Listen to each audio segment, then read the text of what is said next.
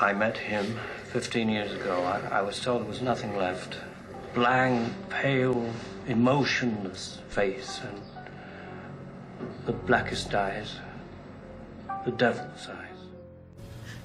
Was the Boogeyman? As a matter of fact, it was. So is he real? Who? The Boogeyman. You don't believe in the Boogeyman? Well, you should. My suggestion is termination. It needs to die. It needs to die. That I pray every night that he would escape. What the hell do you do that for? So I can kill him. Happy Halloween, Michael. Any of you know the story of the Haddonfield Boogeyman? A man in a white mask. Or was it more than a man? But now it needs to die. Because every time somebody's afraid, the Boogeyman wins. There's nothing inside that man but pure evil. And I'm the one that needs to kill it. Maybe not tonight, maybe not tomorrow. But the Boogeyman is coming for me. And he's coming for you. It's Halloween. We're gonna have a good time tonight. Michael Myers was the personification of evil. It's up to each of us whether or not we lock the door and find our resolve, or let him inside. I've said goodbye to my Boogeyman, but the truth is evil doesn't die. It changes shape.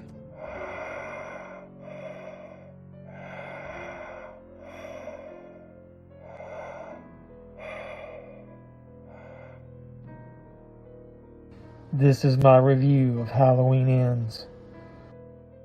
What are we waiting for? Let's go.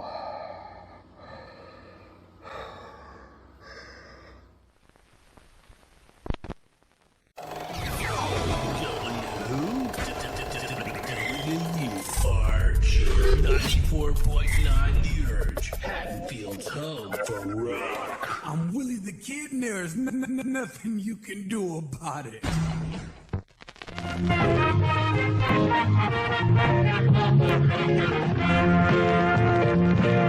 It's Halloween. We're gonna have a good time tonight. So what's going on YouTube? Welcome back to the JevMan316 Pop Culture Reporter channel. I'm your host as always, JevMan316. And you know what time it is. It's time for me to wrap up the HalloSCREAM horror review series. Well, at least the review portion of it. Yeah, I'm going to wrap it up with my review of Halloween Ends. It's streaming now on Peacock and it's in theaters. We will be posting a ranking video as part of the review series of all the movies in the franchise soon. But in the meantime, keep supporting us, like everything, comment, subscribe, share, do all the normal YouTube stuff. We worked our asses off in this review series and we appreciate all the support everybody's given us up to this point. So wow, where do you start with this film? So after Rob Zombie's Halloween 2 and John Carpenter's Halloween 3, I didn't think that there'd be another polarizing film in the franchise. But then along came Halloween Kills.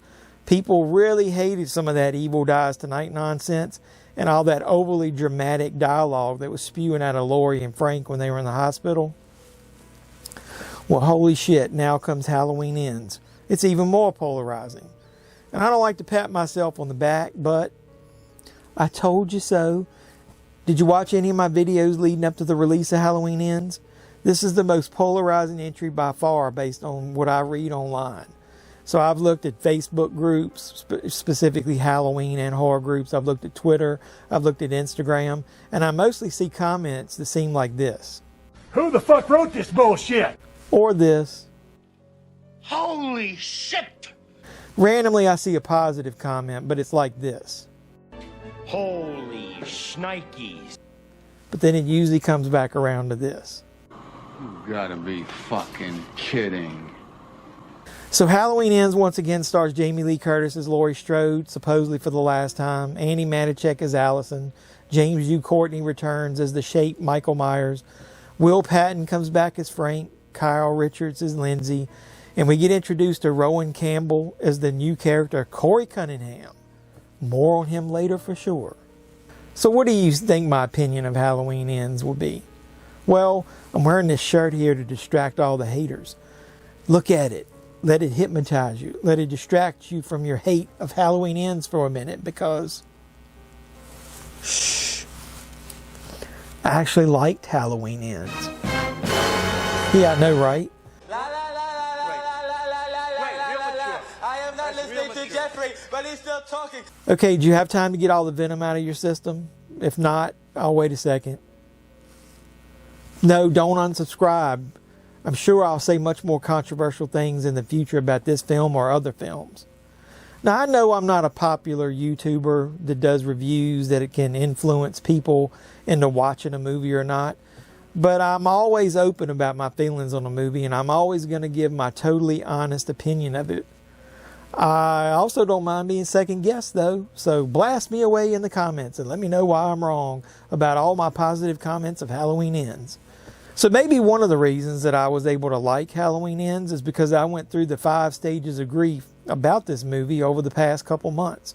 I posted videos where I bitched about Corey, and then ultimately I finally accepted the fact that this was never going to be your standard Halloween movie. I knew it going into it. So what did I like about Halloween Ends? Let's go ahead and discuss some points. I will not be able to avoid spoilers, though. So leave if you haven't seen it, or if you don't want to hear any details. Otherwise, let's go. I love the opening.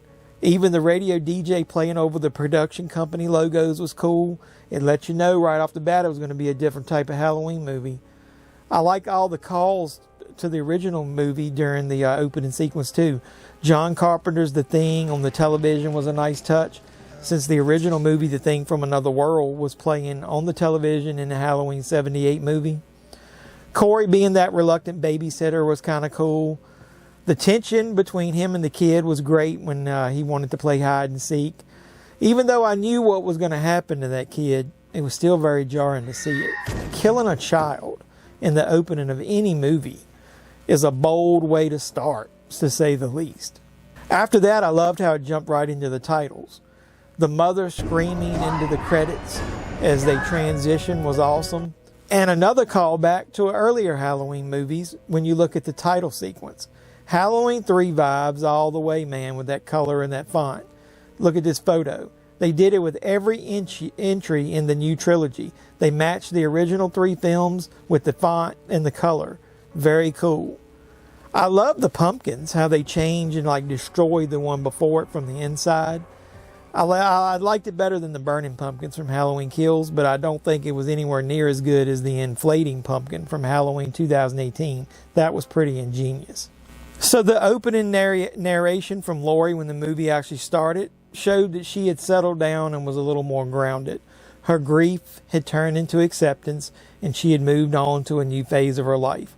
I love this version of Laurie. It might be my favorite version of the character. No longer is she a Loomis wannabe. She was a very reliable narrator now. I didn't like the fact, though, that they glanced over the destruction of the Myers house by just showing it in a newspaper article hanging on her wall.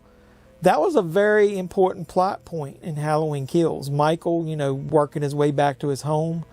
Without his home and sometimes his mask, Michael would be lost, right? Maybe that's why he retreated into the sewer. Maybe that's why that became his new home. Maybe that's why he just stood around there also, like he was standing at the window in his home. He stood there so long he imprinted his damn face on the wall. So I know Corey is everyone's main issue with this film, and I made several videos discussing that fact, so hopefully I prepared you. But after watching the film, the character didn't bother me as much as I thought it would. His full story arc is pretty strong, other than maybe how it ended. They seemed to cut some of his cheesy dialogue out that I noticed in the trailers. His performance was really good. I like the actor. Changing his look from nerd to average Joe and then to a more badass was a definite callback to John Carpenter's Christine. Now, I'm not going to get too in-depth with my Christine comparisons in this video, but you could tell it was a huge influence over the whole story. Check out my video to how Halloween Ends compares to Christine to find out details. I did think that they took away too much time with Corey's origin story at the beginning. Skipping ahead 4 years didn't help either, because you didn't get as much in-depth story about what happened to him. All of the exposition regarding his personal trauma was told mainly through conversations, stories of other characters. It may have helped to see some of that as they were talking about it in maybe like some flashbacks or something. So another negative is that we don't see Michael Myers himself for almost 40 minutes, and hardcore fans hate that fact. So I came across this interesting fact about Michael Myers' screen time. Look, Halloween 78, he was on screen for 9 minutes, 37 seconds. And Halloween Ends, he was on screen for 10 minutes, 55 seconds. Maybe it wasn't the amount of time. Maybe it was just how he was used. You decide. But let's just say you do feel the presence of Michael Myers in scenes before that. His influence over the entire town of Haddonfield is always present in the way that people interact with Laurie and Allyson because of Michael's disappearance. For one, the trauma caused by Michael may not be on the surface, but you don't have to dig too far deep to find it. Several people are shown to have committed suicide between films, including Oscar's mom. She hung herself while wearing a costume similar to the one her son died in. That's pretty tragic. Other small details were cool as well. Like you could hear the radio DJ mentioning Michael Myers and what happened during his radio broadcast. So speaking of some details, did you catch the Nick Castle cameo at the Halloween party that Allyson and Corey went to? He even used the classic line from Linda. It's Scarecrow. Anything you like? A running theme in this movie was how people always needed someone or something to blame when they experienced their own personal tragedy or trauma.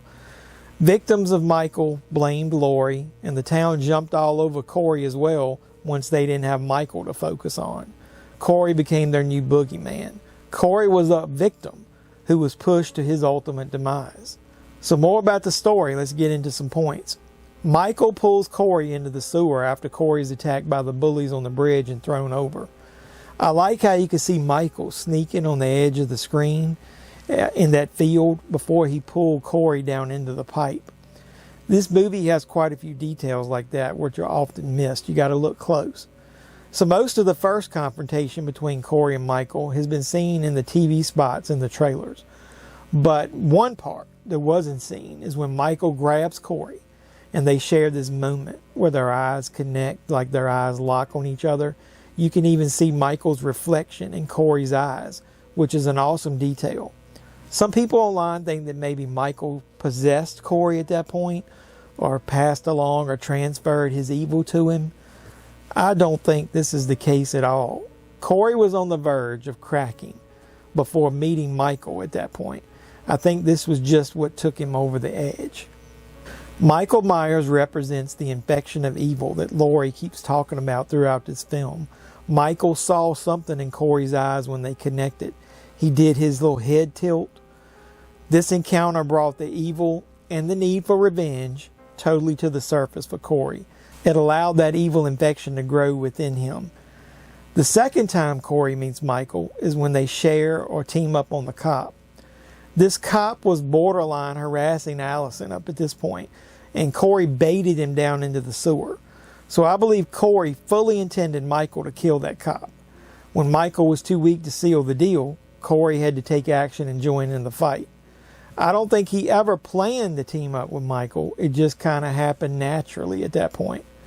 But there was this weird moment, though, when Michael started stabbing the cop, when he hulked up, let's call it. Some person described it as had an orgasm. I think it was more like an adrenaline rush. Michael was probably dealing with a lot of atrophy in his joints and body at that point. He looked like a hunchback. He had all those injuries to deal with, too, from the previous two films. Obviously, he was poorly healed. He's been down in the sewer with no medical attention. I don't take that as supernatural, though, so come on. I think the point that people are blowing out of proportion also is this teaming of Michael and Corey. When Corey kills the doctor, for example, I'm not even sure if he knew Michael followed him there.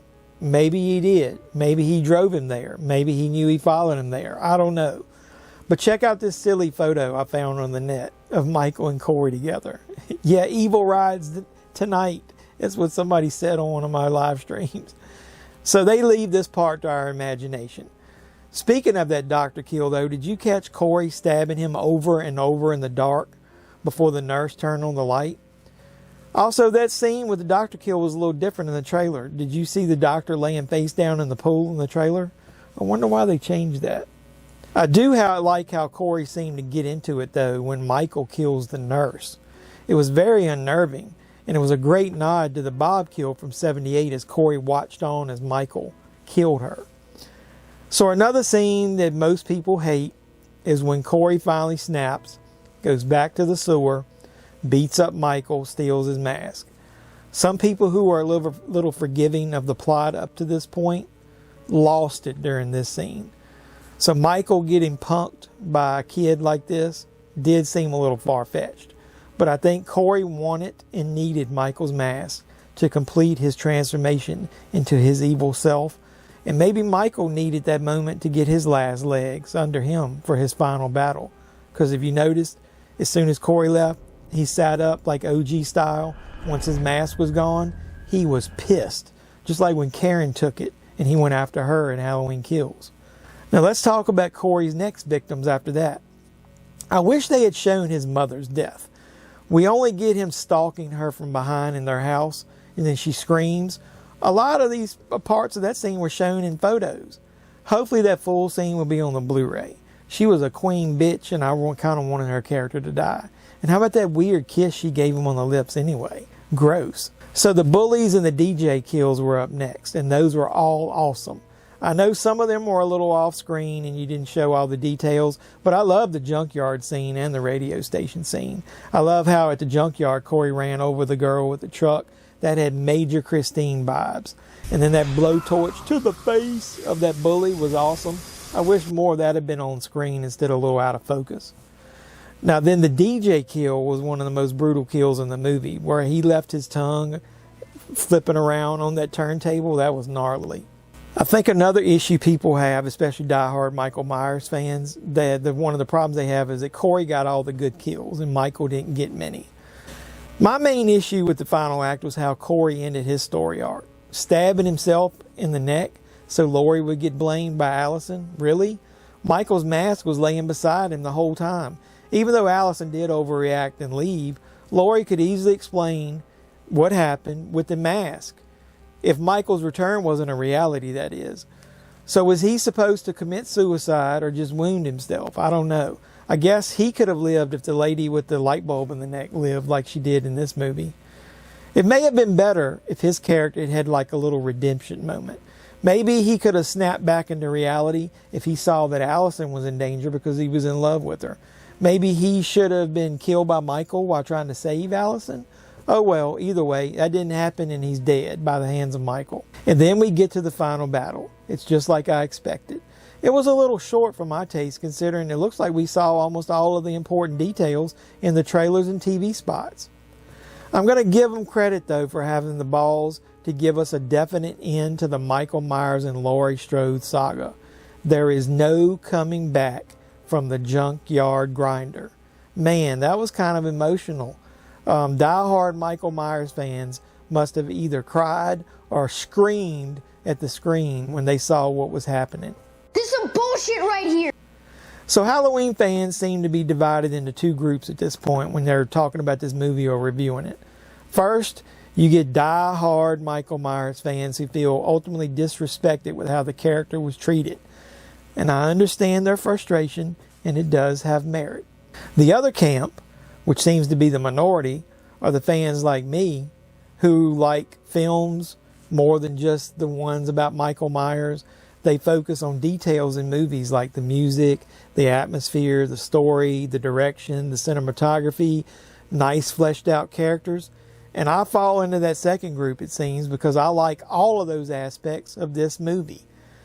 If you're in the first group, though, I'm sorry you didn't get the Halloween film you wanted, or maybe that you deserved. But you do have 11 other entries in this series to fall back on.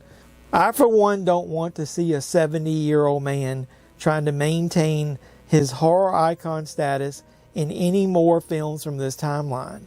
It was time for this version of evil to die. It was time for this version of Michael Myers to end. I can't wait, though, to see how they choose to reboot the franchise next. next, you know for sure that it isn't going to be the end of the franchise. It was the end of this 4-film story arc, and that's okay by me. But what happens if maybe like Corey got Allyson pregnant? You shouldn't knock boots with evil, I guess. Was that the lesson we were supposed to learn here?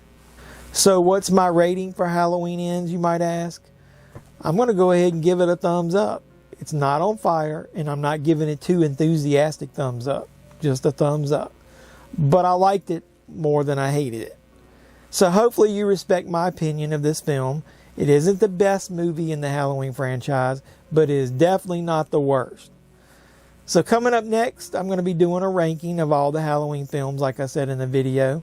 I really think that I do need to watch Halloween Ends again to see how far up that list it's going to go. Or will it drop to the bottom? I don't know. I'm going to do a watch along this week on a live stream, so check out the channel for that and come and join us. So what's your thoughts about Halloween Ends? Put them all down in the comments down below. Don't forget to like, comment, subscribe, share. Like I said, give us your love for if you're a Halloween fan, horror fan, or just a pop culture fan. I really appreciate all the support you guys have been giving me, not on just this review series, but on my channel. So watch Halloween Ends again and see if you can come up with some positives before the watch along. So what a way to end the HalloSCREAM review series.